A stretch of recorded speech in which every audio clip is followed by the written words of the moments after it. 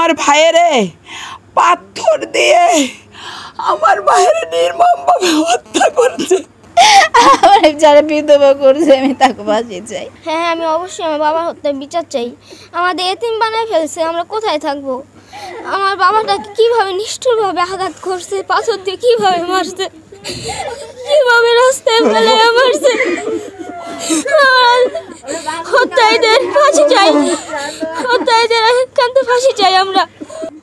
যে মিরপুরের মতনই ব্যবসা করছে সেইখানে হেসরাইতে হেসরাইতে ওনার আইনা এইখান থেকে নেই, ওনার কাপড় ছিল না শরীরে, কিভাবে ওনারে টর্চার করে মারছে। আমি আমার স্বামীর হত্যার বিচার চাই, আমার সন্তানের যে এতিম করছে তার বিচার চাই। আমি যারা আমার স্বামীর এরকম করছে আমি তাকে ফাঁসি চাই। আমার যারা বিধবা করছে আমি তাকে ফাঁসি চাই। এরকম শাস্তি দিতে হইব জানি দিতে পারে, আর কেউ এরকম বিধবা না হয়, কে যেন সন্তান আরো না হয়, বাবা আরো না হয়। আপনারা বিচার করেন, আমার স্বামীর বিচার চাই।